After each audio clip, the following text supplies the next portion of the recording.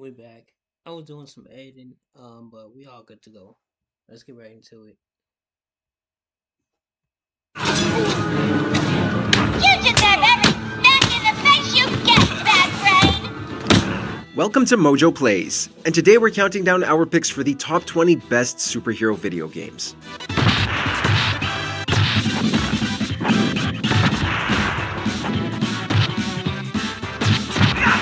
For this list, we'll be looking at the best games that make us feel super, whether they're based on existing IPs or not. Before we begin, we publish new content all week long, so be sure to subscribe and ring the bell to get notified about our latest videos. Spider-Man Shattered Dimensions. Now to another Spider-Man, and to bestow a different gift upon him. The black suit! What am I doing in the black suit? I hate this thing! We're currently in the middle of Spider-Man's peak in video games thanks to Insomniac. But the wall crawler has still had some stellar games along the way, such as the Venom-heavy Web of Shadows. Shattered Dimensions gave us a Spidey game with a new twist though. It brought together 4 different versions of the hero, each with their own unique mechanics, like Spider-Man Noir's stealth-heavy takedowns. It was awesome seeing these versions collide, especially considering how the comics and movies went on to replicate it thanks to writer Dan Slott. Although, fun combat and voice work from the likes of Neil Patrick Harris and Spider-Man mainstay Josh Keaton also helped. You don't look so good. Take this, yo!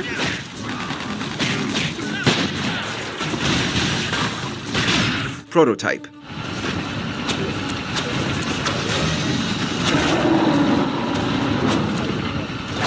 It seems every year brings us an open-world superhero game, but for the time it was released, Prototype was pretty unique. Players control the amnesiac Alex Mercer, who discovers he has incredible shape-shifting abilities and the power to consume others, gaining their memories in the process. Turning into your foes to infiltrate their forces was a neat way to uncover the mystery, but the shape-shifting mechanic could turn Alex's limbs into a variety of weapons, making it incredibly fun to rampage through Manhattan. Its sequel disappointed and the series fizzled out, but the original is still more than worth checking out. X-Men Origins Wolverine.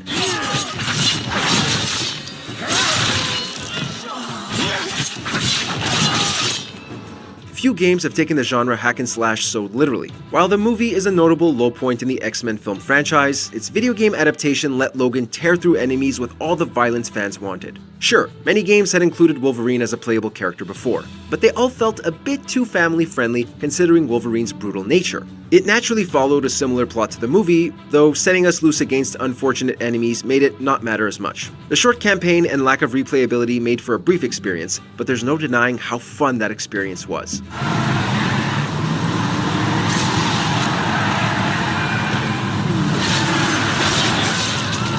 The Wonderful 101. Wait, you invade us, and we're the threat to galactic peace? If that's a joke, I'm not laughing. Why have one superhero power set when you can have many? That's the question this Platinum Games action game asked and answered with delightful results. Players control an ever-growing group of superheroes during an alien invasion, morphing their bodies into various weapons. While not every member of the group gets their own power, that would be a nightmare to develop, each addition makes the ones you can use that much stronger. Morphing into a giant fist, hammer, bomb, whip, and several others made it a joy to smash enemies and environments alike. The over-the-top abilities paired wonderfully with its zany characters and bonkers story.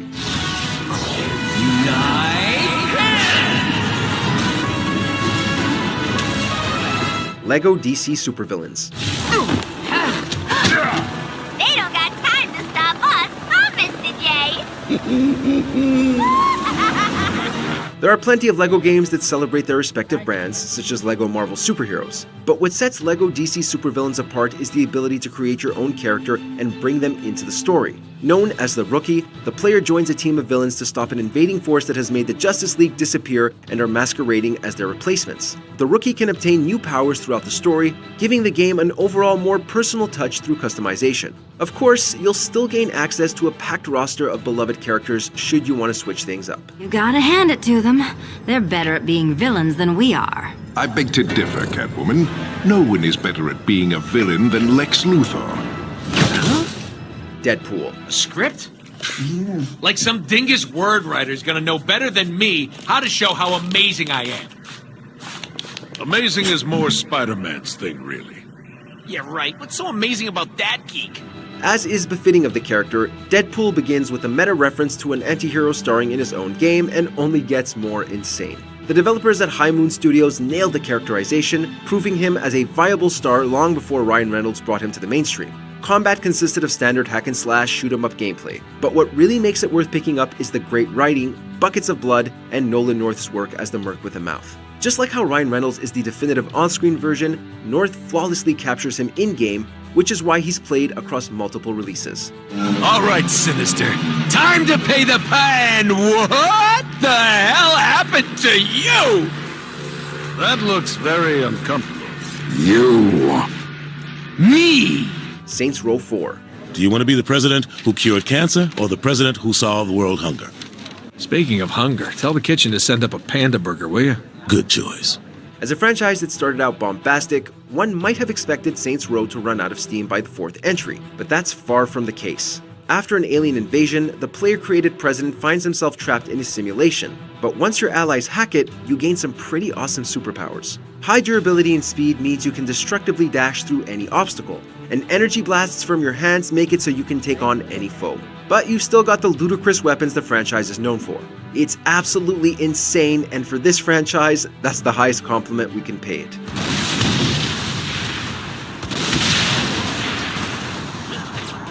Still standing. Marvel Ultimate Alliance 2.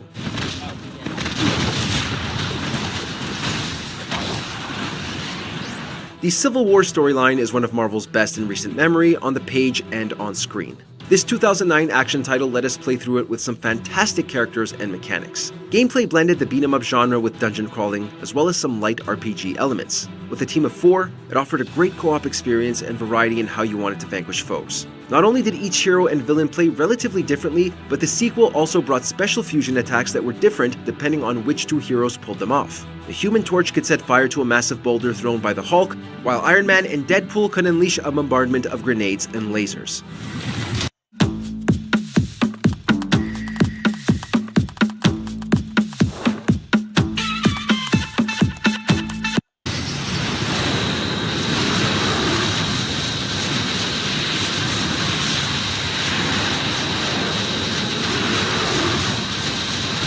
South Park: The Fractured But Whole. We were supposed to protect those who couldn't protect themselves. Get off my car, you little pecker! Who knew that a South Park game could be so superpowered? The Fractured But Whole has players control the new kid as he's caught between 2 groups of children competing as superhero roleplayers. However, their shenanigans uncover a dark criminal conspiracy in their town, which includes monsters and crime families. As you progress through the RPG, you gain access to a variety of abilities across 10 classes, of which you can mix and match. The customization is definitely appreciated, and so too is how well the game adapts the show. Thanks to South Park's minimalist animation, it legitimately looks as if you're playing through an episode with all the risque humor intact. We are 2 sides at war. The Incredible Hulk: Ultimate Destruction. Any game that lets you play as the Hulk is basically required to let you smash as much as you want. Thankfully, Radical Entertainment nailed it. Ultimate Destruction follows Bruce Banner as he attempts to build a device that will cure him of his transformation. While there's absolutely nothing wrong with the plot, which also pits Hulk against the newly created Abomination, that's not what the game is remembered for. Destructible environments, using items like lampposts and cars as weapons, a variety of unlockable attacks, and a free-roaming open world make it the best solo game the Hulk has ever appeared in. It's one big, awesome playground for you to rage in.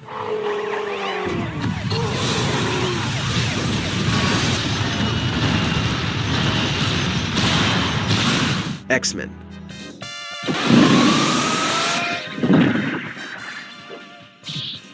There are few arcade beat-em-ups that can stand alongside Konami's X-Men as true classics. The plot, like many others in the genre, is simple.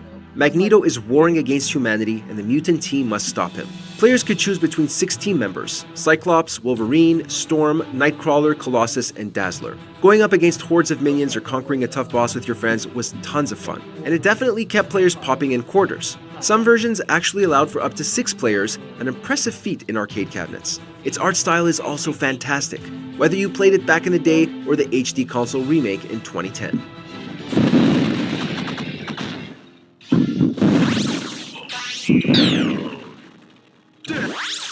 Viewtiful Joe.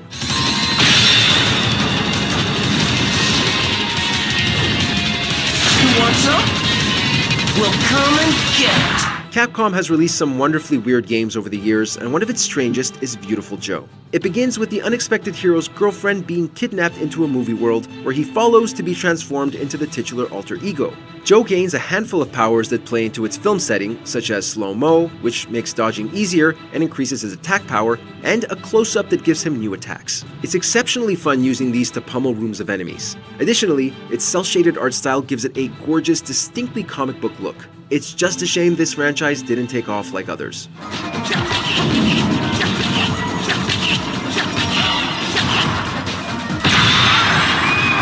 Teenage Mutant Ninja Turtles, Turtles in Time.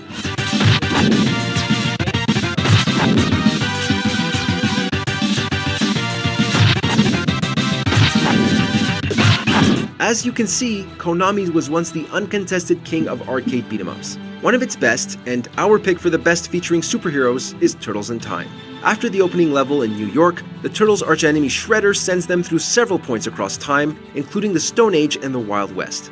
It's a great way to include more varied level design outside of the streets of New York City. Each turtle has slightly different stats. Donatello's weapon gives him the greatest range, while Raphael has the highest speed. It also has an incredible art style and music that plays homage to the animated series. And the SNES version was pretty great as well.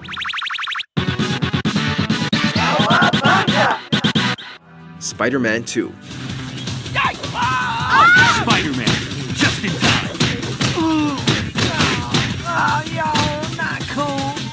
Before Insomniac came along, the Spider-Man 2 tie-in game was usually decreed as the hero's best game. And it's easy to see why. No game before it had truly given us the freedom of Spidey's traversal the way it was explored here. It helped pioneer the open-world action-adventure genre, paving the way for future games on this list. It distracted us from the main story, which we already knew was great in the movie, through fun side quests and Spider-Man's tremendous web-swinging mechanics. Never before had a superhero game made us care about rescuing a city in need. Also, it came with some great boss fights not seen in the movie, such as Rhino and Mysterio. Fight tonight, guys. Think about a career change. You guys are such a nuisance. Infamous 2.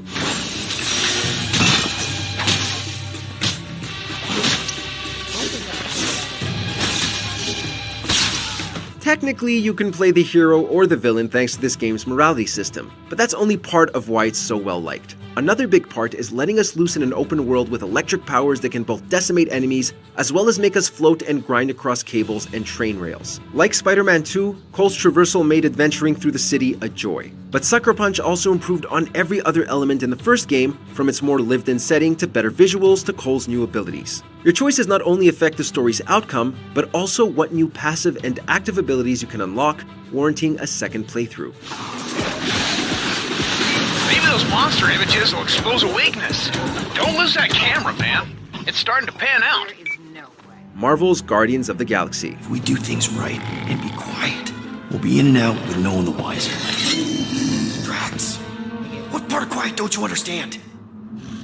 That is quiet, Peter Quill. Once we got over the fact that we could only play as Star-Lord, we experienced one of the best narratives in any superhero game. We weren't the only ones impressed. It's earned a handful of story-based award nominations, and only playing as the team's leader actually makes sense. During combat, players can command each member, all of whom have a variety of attacks that can be unlocked. But this plays into the story as well, since Peter must learn responsibility on a number of levels. The writing team completely captured the characterization of each teammate, matching and at some points even surpassing James Gunn's work within the MCU. Remember, buddy, menacing! Like me, only bigger. I am Groot. Not bad, not bad. Injustice 2.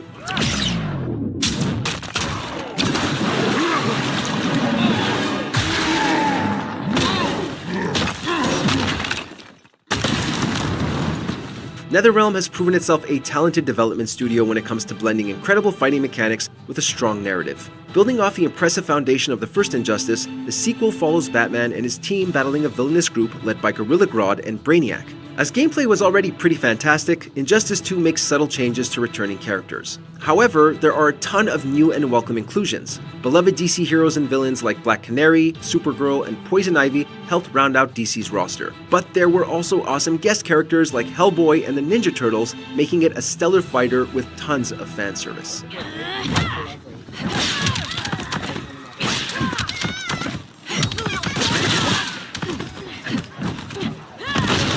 Marvel vs. Capcom 2: New Age of Heroes.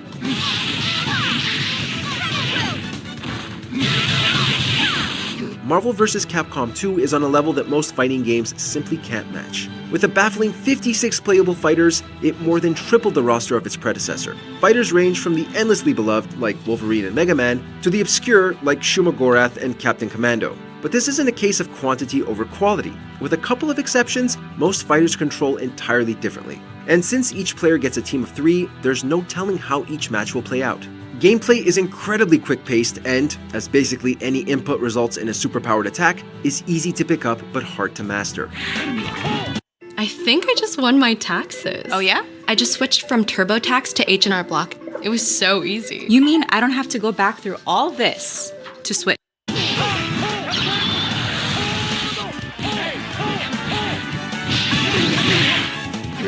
Marvel's Spider-Man 2.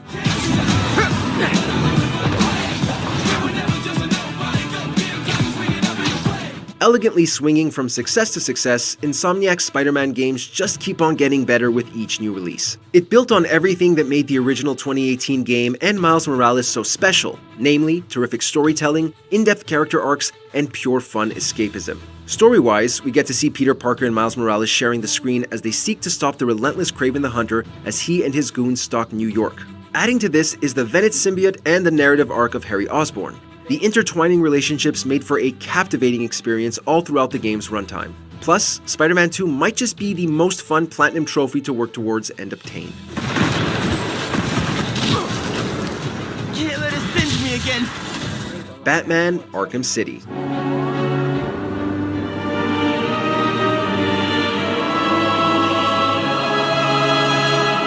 Rocksteady hit the ground running with Arkham Asylum, but what came next was unlike any other superhero game. By transitioning to an open world, the team allowed us to truly become Batman through extremely satisfying navigation and traversal. Launching from a roof via the grapple gun to glide gracefully forward is never not fun. Not only that, but we had a variety of moves and gadgets to utilize when pummeling goons and supervillains with extreme prejudice. Batman's famous villains, from Joker to Mr. Freeze, were in full force and all supremely voice acted. It was the next step in the evolution of the superhero game, and one that, in our opinion, has yet to be topped.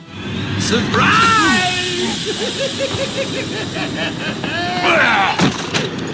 You fell for the old fake Joker gag, Batman! Check out these other great clips from Mojo Plays, and be sure to subscribe and ring the bell to get Alright, I'm gonna see y'all in the next one. This shit was crazy how he injected him with, what was it? He injected him with, the same stuff that was killing him. But I think Batman cured himself.